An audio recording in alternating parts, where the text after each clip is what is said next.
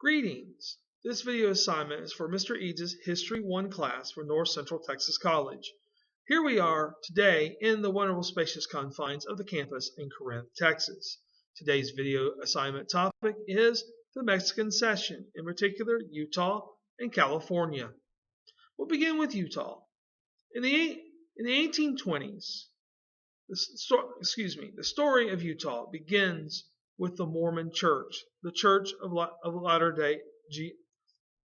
Latter-day Saints. In the 1820s, the Mormon Church was founded by Joseph Smith in New York. Smith claimed to have been led by angels to discover secret golden plates of information that Joseph Smith then memorized and published as the Book of Mormon.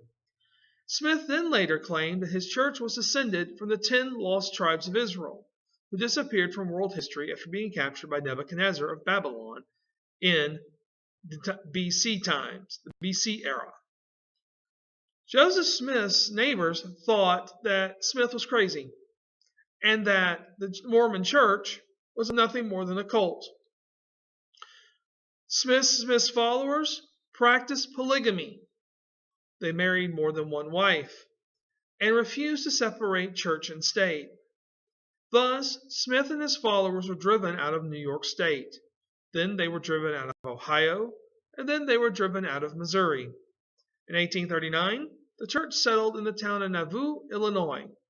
In 1844, Joseph Smith was then arrested on the charge of inciting a riot that destroyed an anti-Mormon newspaper, and he was murdered before he stood trial.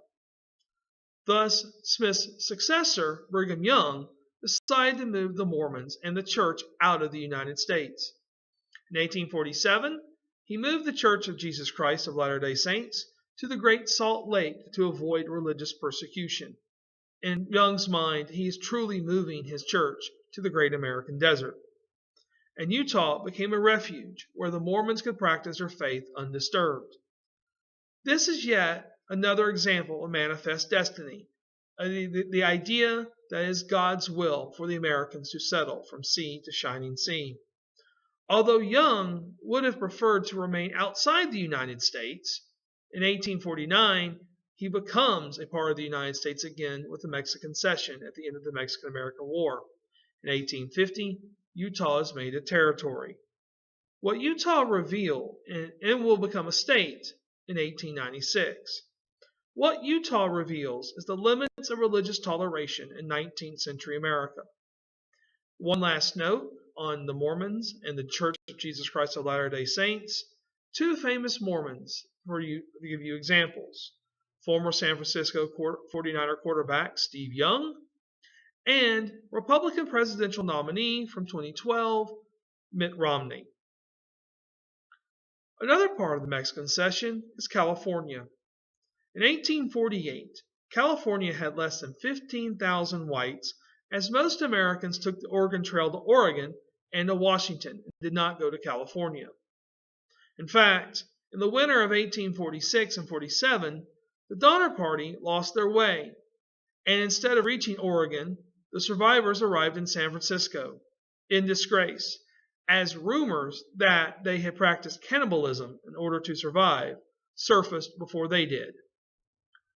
Later, the path of the Donner Party would be used by the Central Pacific Railroad to create the first transcontinental railroad. In 1849, California becomes a land of opportunity where someone could achieve their dreams. In January 1848, Johann Sutter found gold in the foothills of the Sierra Nevada mountains, and the mania for gold just spread throughout the world as accounts of people striking it rich were published in newspapers. People came after this news. People came from the East Coast, Mexico, South America, Ireland, Germany, Italy, Australia, and China. By 1849, there were 80,000 gold seekers in California. These are your 49ers. Most were men. The ratio of men to women in 1849 California was 3 men for every 1 woman. True sad thing is, most people lost money in the long run. Gold that was found on the ground, as Sutter found it, was scooped up quite quickly. Then the mines went underground, and they were too expensive for the 49ers to maintain. Some 49ers found success in other professions once they got to California. 4 former 49ers became successful shopkeepers in San Francisco. In the 1860s, Charles Crocker, Leland Stanford, Collis B. Huntington, and Mark Hopkins pulled their money together and created the Central Pacific Railroad that built the western half of the first transcontinental railroad. One of them, Stanford, became governor of California and is the founder of Stanford University. The California Gold Rush was brutal to California's Native Americans and the Mexican residents. Gold seekers overran existing communities.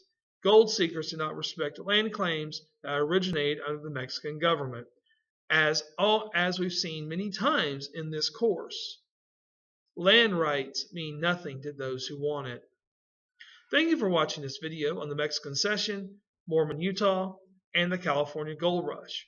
And may the force be with you on your next exam.